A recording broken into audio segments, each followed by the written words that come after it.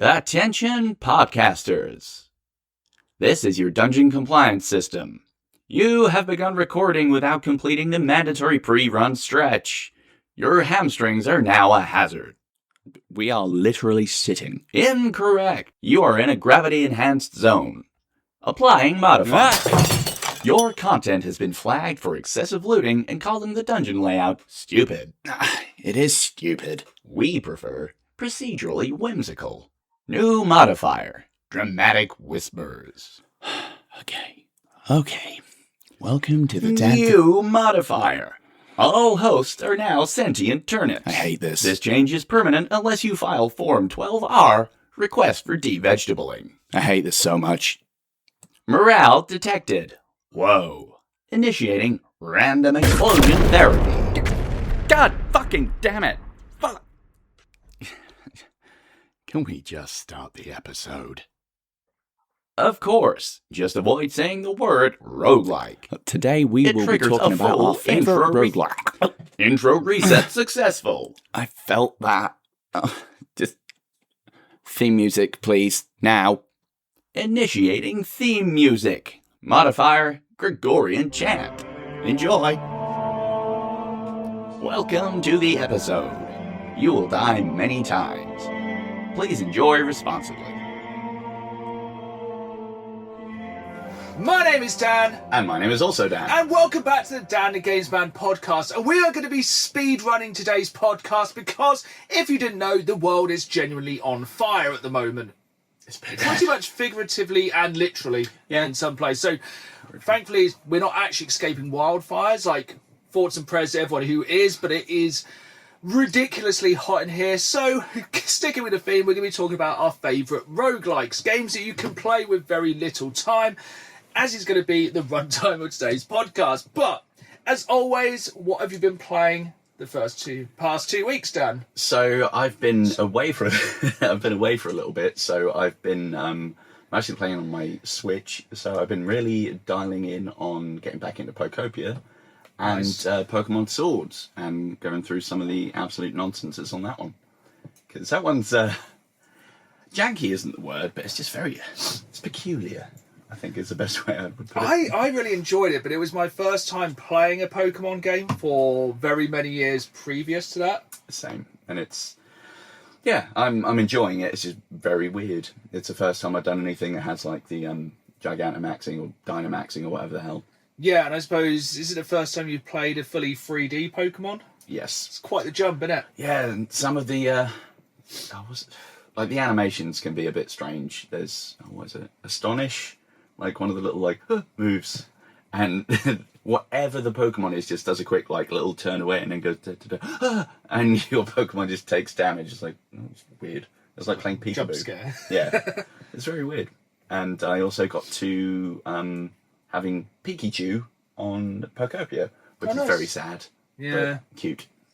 Yeah. But yeah, I've just been sort of enjoying those and still stolidly refusing to get my Nintendo Online thing to play other things at the minute, just because. That's fair. Yeah, I think I've had Nintendo Online since I got my Switch 2. Haven't really used it. Once I kind of burn through what I'm already playing on there, then I'll go, all right, what can I get on here? Yeah, at the minute. Yeah, fair. Yeah. I have been playing some Switch 2 as well, but I want to talk about that later in the episode because one of the main things I've been playing recently is, shockingly, back to Battlefield 6 with Season 4. It's going to be a lot of mistakes today because warm. Yeah, Battlefield 6 Season 4 Naval Combat has dropped. Have you had a chance to jump in at all? Obviously not. So, the morning of the day I went away, I thought, okay, I've got some time to myself while other people are getting themselves sorted. I'll have a few games. Try to warm up with Casual Breakthrough. Was getting my S pushed in. So, right, fine, I'll just have a go on the new map because big. And then standard Battlefield nonsense befell me. And for the time being, I have uninstalled the game because it made me so unfathomably angry. Oh, that's a strong move. I went so far around, to flank these enemies. They were up on a hill, facing an objective. They had no reason to suddenly turn around. And two of them just went and just instantly got me. It's there's something going on there. I have noticed, I don't think it's this, but I've noticed there's a lot of hackers on there at the minute. I've been shot round some corners. Yeah, there's been some stuff like, oh, that's gone through hardcover. It's just nonsense. There is some shenanigans afoot. Oh, 100%. But big map. Big map is Good big. map. It's a very, very strong map. Like, have you used the new, like, big boat thing? Yeah. With the mortar cannon on the back? That's That's very pretty sick. fun. I enjoyed that. Yeah, it actually makes helicopters kind of point. It kind of makes the fact you have to use vehicles because of the girth of the map. You have to like basically be able to get around it, and it makes use of the helicopters a lot more. The boats are very good. Did you know the big attack boat can actually be used as a portable spawn if you get it close enough to the shore, like a little ramp comes down in front? That's what that was about. That's fun. I like that. So that's very good. Yeah. Yeah, I've been enjoying it. I'm sure you might reinstall it at some point. There's a slim chance. So also I finished Call of Duty Modern Warfare, keeping it current. Fair. How was that? I actually really enjoyed it. Nice. It's, like I always say with Call of Duty games, they're pretty much like a Michael Bay film. You kind of go along for the ride, you enjoy it. There's a few memorable moments. It ain't going to change the world. No. Yeah, I actually quite enjoyed it. Went straight on to Modern Warfare 2, Strong. which already feels like it's kind of upped it a little bit in the stupidity. And there's some very good levels in the original Modern Warfare, the 2015 or whatever version it is. There's some really cool levels. Like some of the stand out for me is when you got like big sniper rifle, and you're like blowing people away at like a mile and a half out. That's pretty sick. One of the last missions, spoiler alert for a decade-year-old game, when you're like attacking the chemical warfare factory is pretty cool. So you're like following an APC, and it's like, yeah, some really good bits of the game. And some of like the nighttime kind of SAS stuff's really cool as well. Like really works with the lighting dynamics. They're always good, to be fair. Yeah, that's pretty cool. Do you think you'll play the new one? Nowhere near day one. Fair. I think I'll play it, but for me, the Call of Duties are mainly about the campaigns. If it's a good campaign, that's mainly what I'll play, because basically my main investments for big online games, and I think it's a big problem with like people bringing out a lot of online focused games or like kind of games as a service thing. Everyone has just one. No one plays like, I play two, but you know, most people don't play multiple. Yeah. So like Call of Duty would have to do something pretty strong to pull me away from Battlefield. And that seems kind of unlikely. Even though the DMZ mode in the new one does look pretty sick. Fair point, actually. That is pretty... But I will not be paying 70 quid for it the day it comes out, because I'll just play the campaign 6 months later for like a tenner. Yeah, and it's going to be, what, 2 or 3 weeks in front of GTA, so... Yeah. No. Just the area of nothing. I also started playing Hell Is Us on Games Pass. Nice, I did see that. It popped on there. Yeah, that's a lot of games in one. Yeah, I remember playing the demo of that and be like, I don't know about this. So it has a real Death Stranding feel. Yeah. Because people are weird, like big guy with a big jowls. If you'd played it, that would make sense. Combat is kind of Dark Soulsy. Kind of, yeah. Dark Souls light, but then it has a real Resident Evil vibe. Yep. And definitely like very Stalker inspired. It's a lot in one game. I'm only like half an hour in, so I'm not sure if it fully works as yet. But yeah, it definitely was on my list of things I would come back to at some point and have a go. But initially, when it was previewed and one, I was like, oh yeah, this is going to be great. Played the thing and I'm like, maybe, perhaps not. But no, I know I'm not exactly the greatest Souls-esque player of all time, but is the parrying in it kind of harder and kind of pointless? Largely. Yeah, it does feel like great enemy design though. They are creepy. Creepy monsters. Do like that. Yeah, like a fungal spore when some chewing gum had a child. Yeah, but like all voidy. Yeah. Yeah, really enjoyed that. I have played many other things, but we're going to talk about them later on, because they're all roguelikes. What? I didn't know you liked them. I love them. But yeah, I think that's all I played. Actually, no, I did play the demo of Star Fox on Switch 2. Oh, cool. They really pick a crappy level to... Ah, boo. It's like the second level where you're going through the asteroid belt, and I was like, boo, it's the worst level in the game. Why would you demo the worst level in a game? Nah. That seems... Just...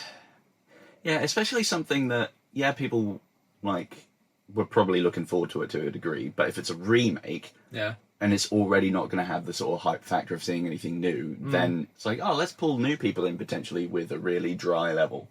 Yeah. Looks great. Plays great. Rubbish level for a demo. We'll grab it at some point. But I did grab something else for Switch 2, which we talk about later. Last thing, I am still hammering through Fortnite. Yeah. This season isn't great, but they did drop the skin for Peacemaker, Nice. which is really good. And the taunt's really good. That's fun. Yeah, so I spent money on that. I keep seeing the thumbnails for that, and they're like, oh, do you want, like, summertime poison ivy? It's like, stop it. Do you want sexy Batman?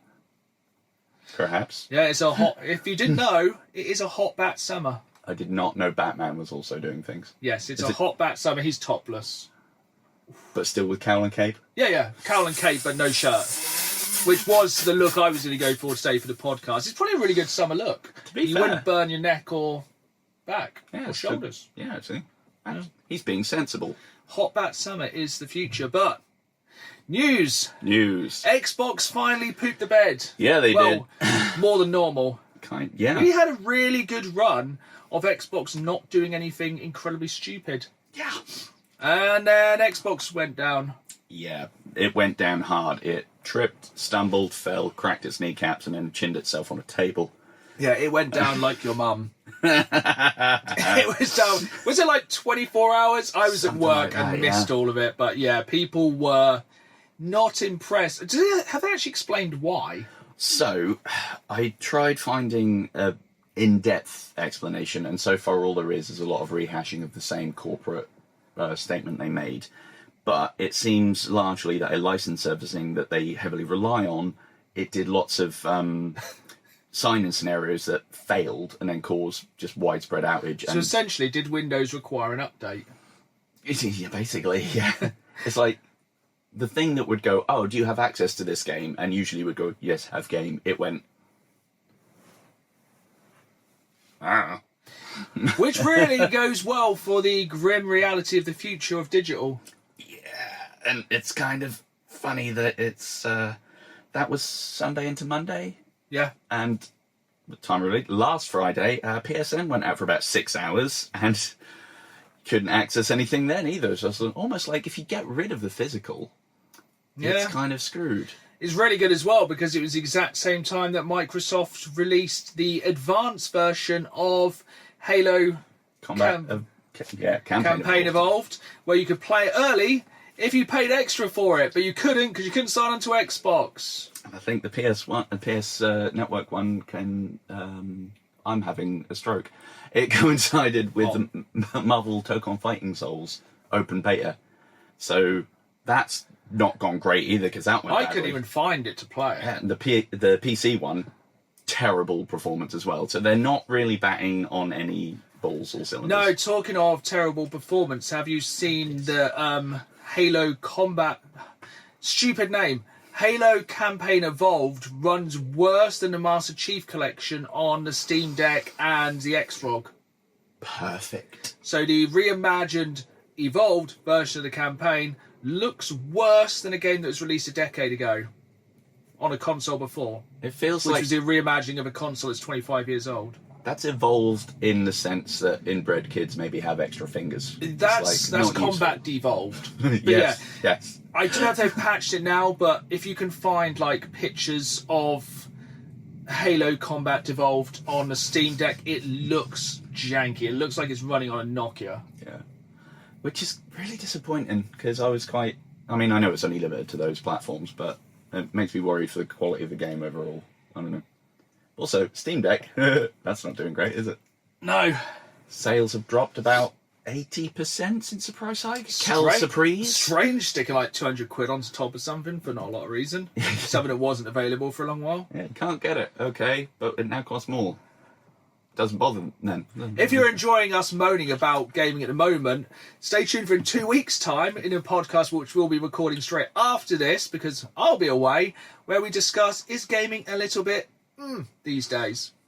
We can maybe drop some bombs in that one. Yeah, there might be one or two in that one. Maybe just one word repeatedly. But something that doesn't suck. Was there anything?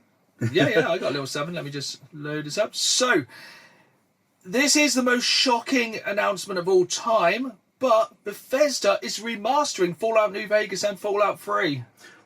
Oh, actually, I was on my whole thing of thinking that they're just giving new ones to them. That is actually news to me. Yes, so it's going to be... Bethesda are going to be doing it with Obsidian. Amazing. And yeah. Finally, that's amazing. some good news, but... Yeah. That's great, because if you try and play New Vegas now as much as I Oh, love it's so janky. Isn't it's like trying to read a text on your phone at the bottom of the toilet, and also it's got bloatware. And also, tell you what, day one, New Vegas, in a good game. Gonna say it. Vanilla New Vegas ain't good. It needs to be the complete edition to add enough stuff on that map. Yeah. Hot take. Hot take indeed. So yeah, that is good. Also good, you know how we speculated that God of War Lafitte would be sometime next year? We are correct. Yes. February next year. The new busiest release month of all time. Yep, where Fable also is, and a bunch of other gubbins. Yeah. I think there's 4 big games, 2 which we can't remember right now, but they're all coming out at the same time. And I know which one's getting my money. And the fun thing also being, then that announcement had hot on its heels the announcement of another Kratos-centric game that will tie into Lafitte. So that's good. We'll actually get some Kratos as well to expand upon it. And also, because that's dropping in February, it's going to be on a disc, Yay! which is good. That is good. We like this. Which leads us back to some depressing news. So, Capcom have confirmed they will still be making disc versions of their games. Good. But after their Q1 sales, they revealed that over 90%, 93.3% of their sales in the first quarter of 2026 were digital. Oh, no. Which means 6.7% of their sales were physical games. But of course that does kind of mean a lot of it's on PC. I'd say a lot of Capcom games are dropping just digital now. Yeah. But yeah, Capcom's doing pretty well at the minute. Yeah, granted, in terms of sales compared to Requiem, it isn't much, but I think Pragmata's hit 3.5 million or something. I think the thing is they're releasing good games. Yeah, imagine it's that. crazy idea. Release good games, they sell good. And it's the next remake is just Resident Evil Veronica now. Is that they've dropped code for some reason? Yeah. I think. Yeah, For whatever reason which is, that is odd as well. Yeah. Other kind of good news? Question mark. For now. So, Pokemon stores in Japan are trying to battle scalpers with a new technological bit of kit, and that is facial recognition software. So they're now. Why would you make it any easier than that? Exactly. They're now going to scan your face when you go in and you get an entry ticket, and basically trying to combat you going in more than once a day.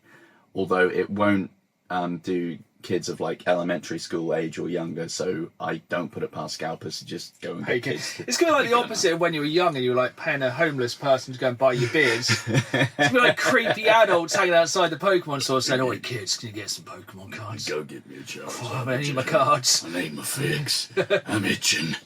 Yeah, it's in related news. It's good to see that the scalpers are not doing well at the moment. Yeah, we like this. Yeah, I'm really looking forward to picking up my pitch black ETB for not that much. Yeah, would suck if you bought a massive stack of those to flip. It really would do. You'd be in the hole on that. I think you're making about £10 profit at the moment. For a lot of effort. Yeah, nearly an hour's work. Womp.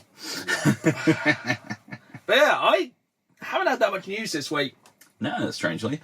That's, other than just the usual shenanigans of places either nearly dying or being dead and laying people off, I can't really find much else going on. It's almost like foreshadowing another episode. Gaming is a bit... Yeah, so it is Wednesday, the 29th of July, so when something ridiculous drops on Thursday or Friday, womp womp again. Womp womp indeed. And we will be taking a break as such from recording for 4 weeks after this, because the next episode, as I said, will be a standalone episode pre-recorded. So yeah, here comes 4 weeks of the busiest gaming news of all time. I can't wait for GTA to be randomly released now and for Gabe Newell to actually turn out to be Christ.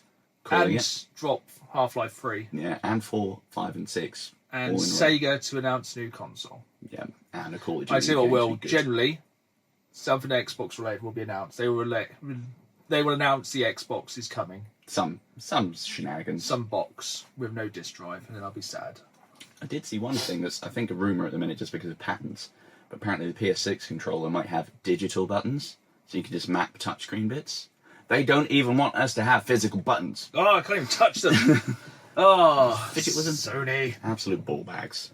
That's when you get cheese all over it. Yeah, it's funny how people are like, oh, I'm going to boycott Sony, but they've sold a lot of copies of GTA. Mm-hmm. Apparently there is like a big blackout planned at the end of August where people like don't play PSN for a week. It's like I'll probably be on holiday, so I'm down with that. then But just play Switch. moving on to something that doesn't suck. So, March Madness ended last episode. That it did. So, we are going to drop a new segment for every episode. This is foreshadowing for 4 weeks' time because we both need to do our homework for this one. Yeah. We are starting a new segment called Dan versus Dan, where we will not fight to the death.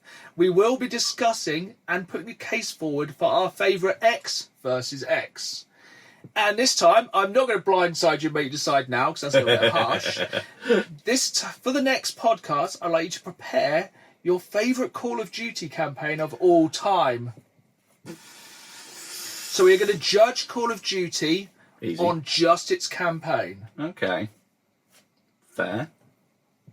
Can do And I that. wonder if anyone's going to take the low road and go for Modern Warfare. No Call of Duty 4. Oh, boo. So, anything but Call of Duty 4, Fair. best campaign. We will basically tally up the scores over a best of however many, and then we'll have a winner. And then, yeah, we want to get your feedback on what you think is the best Call of Duty campaign of all time.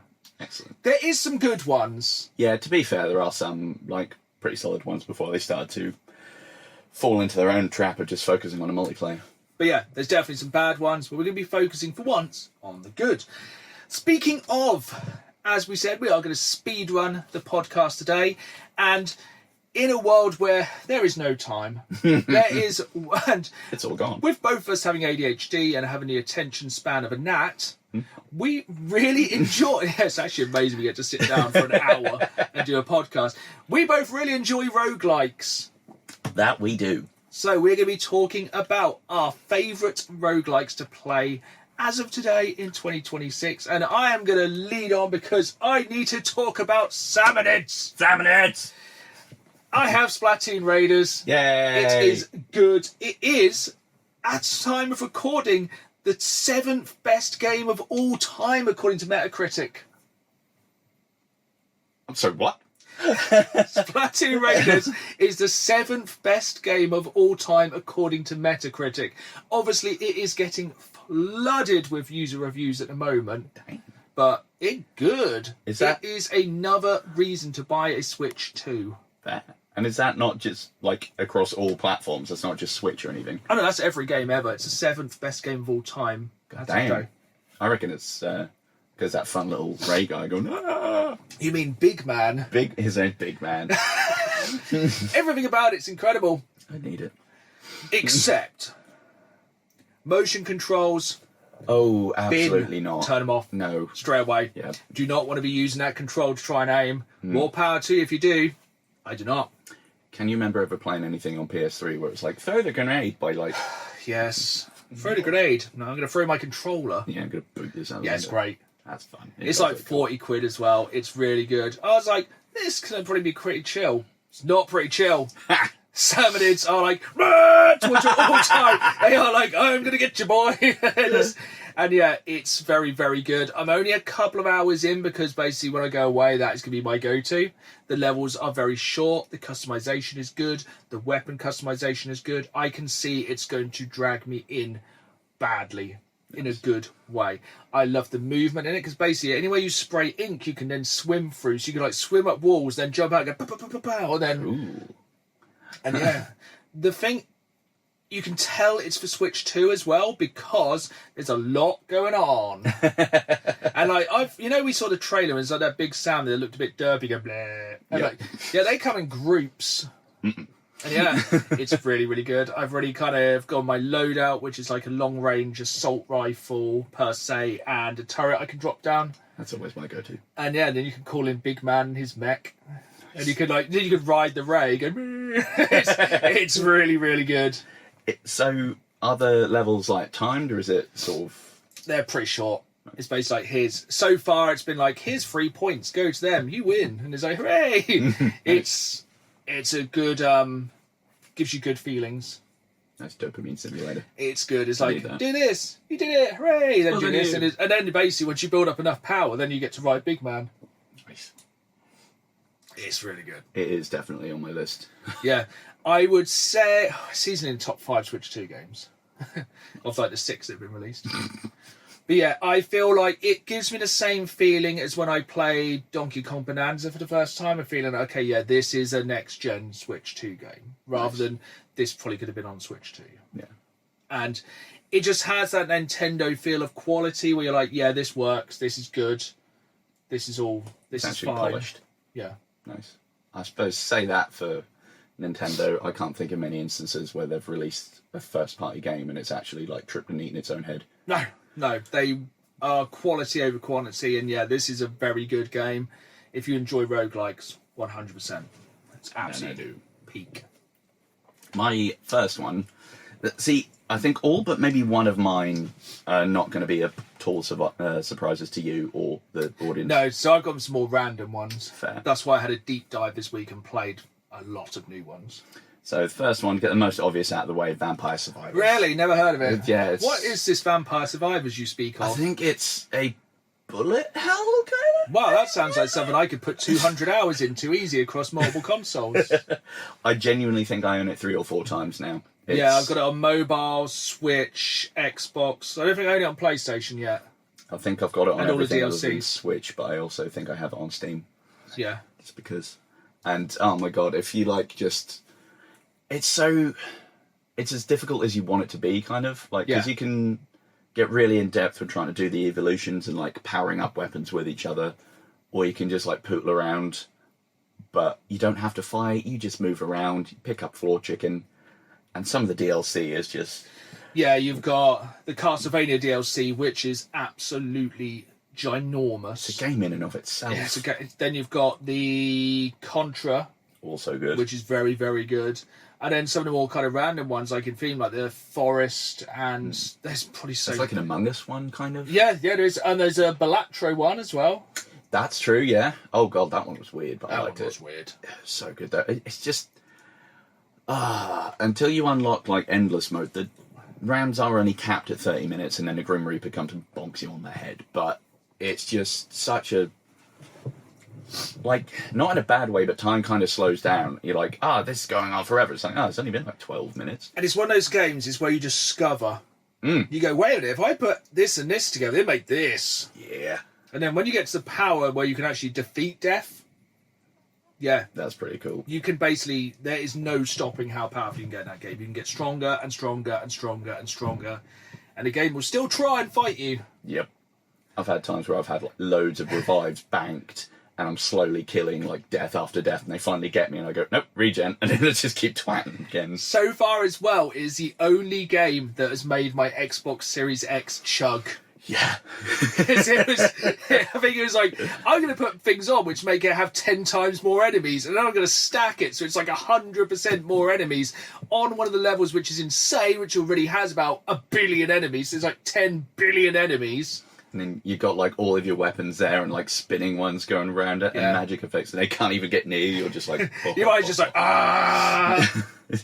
Have you ever gotten like Dracula to do his like evolution thing where he just gets massive? Yeah. That's cool. You just like And scream the enemy clear. design's absolutely fantastic. I like Big Crab. Big Crab is good. There's so many good enemies on there, to be honest. It's an absolutely incredible game. We could probably do an entire podcast about just that game. 0 notes. Love it. Yeah, and it's like under a $5. Mm-hmm. But I think one probably other roguelike that I played a ridiculous amount, which I don't think enough people talk about, is Deep Rock Galactic Survivors. That is such a good game. Yeah. I wasn't the biggest fan of Deep Rock Galactic because I thought it was a bit slow and a bit samey. Same. But stick it into a roguelike and yeah, it's really good. It's basically like Starship Troopers roguelike-esque-ish. Yeah. But basically just keep going deeper and deeper and deeper, levelling up weapons. It has a wicked sense of humour. The dwarfs are funny, like the weapons are good, you can mix them up. It's like a £5 game and you can once again put like 200 hours in easy. Yeah. It just all the different like upgrades you can get as well as on top of the classes just make it really fun to like find your way of doing things and be like There's like different levels, like one you just keep going down deeper and like fighting bosses, and there's one where you have to like follow a drill as it goes towards an extraction point. It only moves when you're close, and yeah, I never really got to like the very end game stuff of that, but again I put like 200 hours into that and didn't even see the end. yeah. It's deceptively simple, but after a little bit it's like hard as nails. It does really ramp up because essentially the enemies just get harder and immune to more stuff and just more of them. And because of the nature of it being like a mining simulator as well, all the area around you destructibles. You can dig and like kind of make choke points and like kill zones. It's pretty cool. But then so can the enemies. You can because it is like a large square and there is a end, and you can just get absolutely mullered in the corner. Yeah, and if you don't upgrade like your drilling ability, and then they're right behind you and like quickly, no. Yeah, try to outrun a bug. And yeah, and they just then eat again, your like ass. even though you have weapons that fire behind you, Yeah. so you can have a tactic where you're just going to go and just run, and they chase you, and you just plug them as you go. Yeah, really good one. I liked making the sort of plasma towers and then just kiting them through and being like, Yeah. bye. Yeah, one I don't think enough people talk about. I think it's one of the best. I'm going to kind of go on a similar tack of one that maybe isn't talked about enough, but I wouldn't call it one of the best, but it does some interesting stuff, and that is Returnal. It's one that stands out on my list of being the only like fully like 3D HD one of these games. Yeah. But I think it was a PS5 launch game. It was one of the only like big budget sort of roguelites at the time, and if you don't know it, it's you crash land on a ship, death loop ensues. It's kind of Soulsy, Yeah. kind of bullet helly. You have your fun double jumps like boost abilities, and there's scientists that's going around trying to figure out what's going on, kill many things, horrible bosses ensue, oops, I've died, I'm back in the ship. And I don't know, there's just something to it. It's very, I don't know, there's a creeping sense of dread about Is it that's more very fun. story based? Through a lot of contextual storytelling. Okay. It doesn't directly do a great deal, because I guess it's hard to shoehorn in story into things like that. Yeah. But for what it is, it does a really good job, I think. And they really, I think they overpromised with Saros, which is from the same studios. So it was kind of spiritual successor, wasn't it? Yeah, and they hedged their bets a bit too much, because Returnal it doesn't hold your hand, it just bites it off and leaves you with just a raw wriggling elbow. It's ridiculously hard, but you can kind of figure out what you're doing and get to it. You can get good. Get good. Yes. Whereas, Saros is kind of like they went in the middle a bit too much. So the hardcore people that like it difficult don't have enough. The more casual people, it's too hard. Yeah, I think that's a real problem when they make anything kind of Souls-esque. You either have to really lean to it being more accessible or just being so inaccessible that people are like, yeah. So that's kind of the thing that always made Dark Souls kind of get big quick, because everyone was like, this is impossible, but I can do it. Yeah. It did become very elitist. There is a bit of an icky subculture with those games. But yeah, Returnal, very fun. If you've not played it, it's probably on PlayStation Plus. You I'd expect imagine so? it would have been. Yeah, it's very fun. It's good to have a go at it. It's You will one of be those very ones- angry. I might. I was going to say I might give it a go, but that sounds. How would you say it's to somebody who does not like roguelikes? Oh no, I like roguelikes. Who does not like Souls likes? I think you'll find it a bit easier and more palatable because guns. You don't Guns have are to good. get up and parry things, and you can run away and sprint and jump, whereas, in Dark Souls you are a clumpy, heavy boy. Yeah. So, yeah, I reckon you'd probably get on with it a lot better than you would Cool, I Souls might actually give it a go. With my next one, I just need to get the screenshot up I sent you, because I have a couple of games which I played recently on Games Pass, because if you didn't know, it is an absolute treasure trove of kind of roguelikes from like smaller studios, which is one of the big advantages of Games Pass. So I played 2 new roguelikes this week. Mm-hmm. The first of which I did not like, and that is Tamashika. I've not heard of this one, to be honest.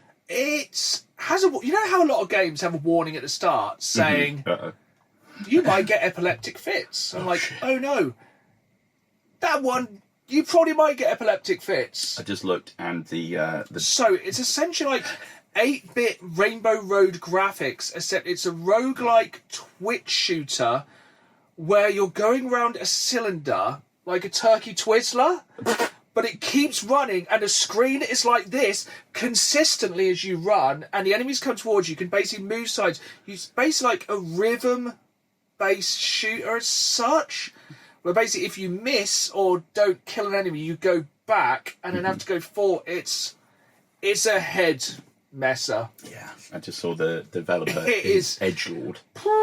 There's a lot going on. It's a bit too much going on. That sounds distressing. It's very much, it's pitch, but you have to get it every single time perfect. It's basically a perfect run or done. Yeah, that's not for me. Which I think is a real problem when it comes to roguelikes, because you need to get addicted to that cycle. And if the accessibility's not there, I think that's where they fall flat. Yeah, if you can't figure out what you're doing through a little bit of trial and error. So that one, I couldn't even get off the first level, and I was like, you know what, this is really intense. But the other one, which I played this week, which is like, this one really intrigued me, which was Ascend to Zero. I've not heard of that one either, to be fair. So this just dropped on Games Pass, and have you ever wanted to play a roguelike that lasts 30 seconds? I don't know. It's an incredibly convoluted story where basically there's an anime intro which is pretty sick, where basically aliens or something, the story is lap, come to Earth, wipe everyone out, but you're saved by a cube which saves you and takes you back, but it can only give you 30 seconds. So you have to basically learn what you can, or do what you can, or level up what you can, or pull out stuff to, you know, like upgrades or people to upgrade your base within that 30 seconds. But you get like a break ability where you can pause time. So like you can pause time, move somewhere and unleash like a powerful attack, and then time restarts when you've unpaused. Is a lot going on. It has a time mechanic where like then you get skills where like if you kill an enemy it'll add a second. Okay, alright. And it's all based, so like it's areas after area, and each area gets progressively harder. So it might be like you need to go to level 30 plus and kill 20 enemies, or do something else, or there's something you need to rescue. At first, I was like, the hell am I going to do in 30 seconds? I was like, I don't get this. You're like, pistol, pew, pew. And I'm like, it's an auto shooter as well. Oh, yeah. So it's like, I'm never going to be able to achieve anything. But then you realise, right, if I just do this time, and then this, and it's one of the very few kind of roguelikes that actually says, right, you should probably do this. Okay, that's nice. And then it's like, you should probably do this. And it actually guides you through. And yeah, it's one I'm only a couple of hours into. I feel like I'm going to stick to it for a little bit longer. I think it could be really interesting. But yeah, it's definitely one, it gives you more pressure because that clock is always ticking. Rather than like a lot of roguelikes where you're trying to see how long you can last, this is more, you've got your time, do what you can. Yeah, it kind of leans more into the sort of, you need to have an idea for a run and then go for it, rather than just... But it's nice that it kind of gives you that idea. That's cool. Definitely want to check out. Like, interesting concept. I'm wondering when you're going to get to the really obvious ones. I'm surprised there haven't been more overlap, to be honest. So, Achilles Survivor. Haha, got you. I like how you just put Survivor. You can put Survivor after anything. Pretty much. I was about to make a terrible joke. Yes, so it's a completely different style of game to one of the other Achilles things. It's in the same universe, but that was a hack and slash, I think, or something else. This is your standard Survivor-y style thing, like Vampire Survivors, but it's sort of more 3D, still in that same kind of top-downy angle. But the fun thing about this is you collect resources as you go round, and you can go to other points and then like upgrade and like pick towers to put in there to help. You can either do ones that heal you, or you can do traps. The traps are fun. And then every now and then, every like 5 or 10, 15, whatever waves, there are boss enemies. Nice. And then you'll have little missions per thing. And it's sort of, there's not really a story, but there are progressions from like areas and then levels within it. Guessing by Achilles, is it kind of ancient Rome? Yeah, you got that whole vibe, and you get like classical monsters coming after you, which is pretty fun. So you have like floating skulls and eyeballs and whatnot, and those, and like big ogres and cyclopses. I was going to say cyctors. What the hell is Well, that? you say one-eyed monsters. Massive one-eyed monsters wiggling after you. What's that on? Most things. I think I have it on PlayStation, and I got it on PlayStation Plus. So it was a freebie just to give it a go, and yeah, it was another one I've poured a lot of time into because, yeah, there are lots of unlockable classes that you get through challenges using other ones. So rather than just like reach this level, get a character, it's, you know, do a certain amount of damage with XYZ character, or do certain amounts of poison damage or whatnot. That's pretty cool. Yeah, there's one of them, rather than having like an auto attack of throwing spears or anything, it does just like leave little poison gas clouds. Just some sort of undead thing that's like poisons them. It's quite fun. It's a very enjoyable game. Carrying on the ancient Roman theme, ancient Greek, sorry, Hades. I liked it. You weren't so much of a fan. Strangely, no, I wasn't. No. I'm yet to play Hades 2. I really enjoyed Hades 1, but it didn't fully invest me. Yeah. I really enjoyed what I played, but again, I feel like the progression was harder than I imagined. Yeah. But one, I think I'm definitely going to give Hades 2 a go. I feel like with that little bit more polish, it could just be that bit more that kind of grabs me. So. I'll just address the elephant in the room. Balatro. No notes. I have also been playing a lot of that this past week while I've been away as well. Balatro is one game I would recommend. If you're going to play it on mobile. Oh, yeah. 100%. There is really not that much point playing it on console, except for Switch. Yeah. I would just play Balatro on mobile. It is absolutely fantastic. It's about it, really. We could try and explain it, but it's a really difficult one to explain if you haven't played it. It's it doesn't make poker sense. on crack. Yeah. It's basically poker with levels and... Yeah, and the jokers you can get give you weird buffs and abilities. There's all sorts of extra mechanics going on that I think when you told me initially, I was like, I don't understand. And then I played it, it's like, oh, I get it now. Yeah, it's one of those ones, you might not understand it straight away, but then you'll get it, and then it'll get you.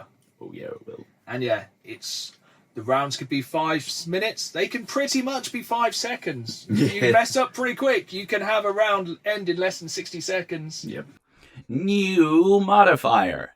Jet overhead. Applies the loud as hell debuff. Podcasters must now rebalance audio, which may sound janky for a little while. Yeah. Oh no. Absolutely. Debuff to this suit. One of the best games of the past 10 years, easy. It's so good. And again, it's a couple of quid. So good, so simple. You can play it on a potato. Just seriously play it. It's absolutely incredible. Mm-hmm. My last one, I think. I forget numbers now. Yes. FTL. Faster Than Light? Yes.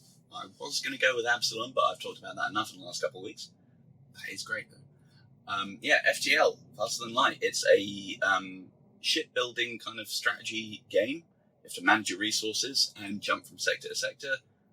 You're going around, you can have people board, you control things, you can eject people out of hatches by decompressing like bits of the ship. What about the damn airlock? Yeah, you can. Oh no, they're on board. It's like, oh, well, No, all my guys are over here. I've sealed these doors. Do you know what's going to happen now? Whoosh. Vacuum of space with you.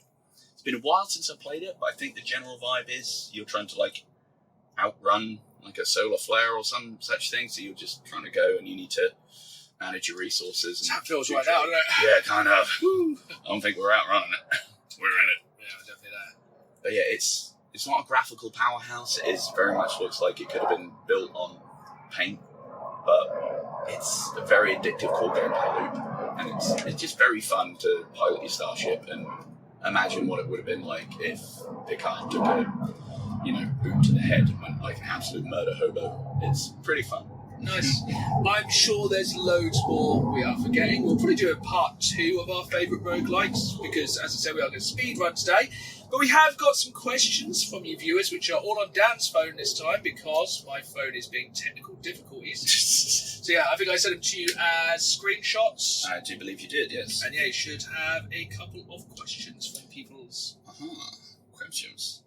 Alrighty, so this first one comes from SickNote93. If someone says Holy Grail of video games, what's the first game or item that comes to your mind? Ooh, Holy Grail. So Holy Grail is something that's chucked around quite a lot. I would say it's never going to be anything you can just walk into a shop and buy. Arguably. I think it's either going to be something that was never released to the public, or never released at all. Mm-hmm. So like some vaporware. And I think for me, my biggest Holy Grail, there's two, one of which I could actually go and buy now if I had $6,000. So if anyone fancies just Venmo me $6,000, that'd be cool, because somebody in the area is selling the original 1993 Jurassic Park pinball machine, which is sick. But that's a lesser grail. I think my biggest Holy Grail item is when they released Fallout 3, they sent to game stores here in the UK a full-size Brotherhood of Steel statue. It would barely fit in the games room because I think it's about 7 foot tall. I've never seen one for sale. I know of the location of one in the world. There's one in a game store in Holland. It's not for sale. That would probably be for me. I will always keep an amount of space where I could put it. I'd probably just replace Dan with it. That's fair. But yeah, that for me is what I would say. There's so many like cool bits of stuff that have been like really difficult to get hold of, expensive collector's editions of things that are kind of... See, I always think when you say Holy Grail, it's like things that money can't buy. That's fair. Ooh. That's a really tricky one then. I think... Or what if it was money isn't an object? If somebody said, you can have one game. One game. I think I'd... Okay, so you know the pre-order bonus that turned out to be actually a bit rubbish of the Pip-Boy that came with Fallout 4? Yeah. But then someone actually went and made like a decent one that properly kind of worked with like Raspberry Pi software and whatnot, but they're very... One of them. That would be cool. Very fun. I still think we should be wearing Pip-Boys. That would be so cool. We all have our phones attached to our hand. Why not just literally attach to our wrist so we have our hands free for gaming? You do. Like, I got a message. Siri replied, don't do it. Just said, realised as I said that out loud, please do not. Close one there. But yeah, let's move on. That's brilliant. This next one comes from Wolf Boss H. What's your most anticipated game of the year apart from the new GTA? Never heard of it. Not a clue. I've got real we didn't answer this last podcast, did we? We may have done. I don't know now. But it's still the same answer. It's Star Wars Galactic Racer. Yeah, I'd been on the fence with some things until I realised that that's got roguey components, and then I'm like, all right then. Yeah, I think that's probably the one. I was already kind of like quite keen. I'm pretty sure we answered that last time. I think we did. But yeah, still 2 weeks later, that's our most anticipated game. This final question before we just melt into a pile of Janalis gloop. I can't answer this one because to this day I've never played one, and that's best modern Final Fantasy game ? And that comes from Lewis Lodge. So the newest Final Fantasy I played, I think, was 14, where you drive around in a car and it's a road trip. Oh yeah, Hot Boy Summer. Yeah, I quite enjoyed that. Fair. I am not the biggest advocate of Final Fantasy games. My favourite Final Fantasy game of all time is Final Fantasy 3. I really, really like it. It's great on the Nintendo DS. I think it was Nintendo DS I played it on back in the day. Really good game. I just... don't know. I find them bloated. Yeah, I get distracted now with the amount of remakes that are now coming in multiple parts and whatnot. I was like, oh, God. I feel like probably the obvious answer will be the Final Fantasy VII Remake, which I am looking forward to jumping into some point. But I feel like I want them to release them all and just stick them in a big box on PS6 and just let me buy it that way, even though that probably never happened now, saying it out loud. Thanks, Sony. But yeah, I just want a box or just one thing so I just play them all. But yeah, I'm not the biggest fan of more modern Final Fantasy. So I think, oh yeah, Final Fantasy VIII. I'm like, hang on. But yeah, I prefer my old school Final Fantasy. Yeah. I find them a bit too bloated these days. That's fair enough. So you prefer a nice bit of top-down graphical pixely guys? Yeah, much prefer.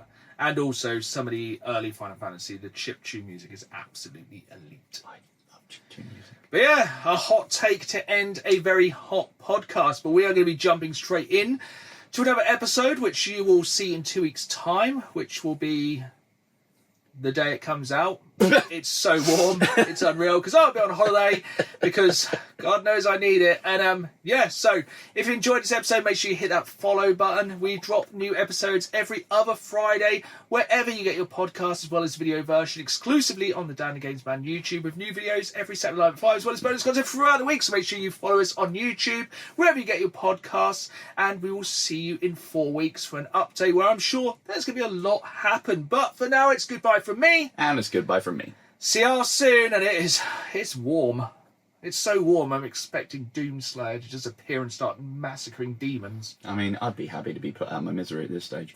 Literally, you are lucky this wasn't a very unsuitable for work podcast with us with our shirts off, because it is warm, but... Gotta get them subs up, though.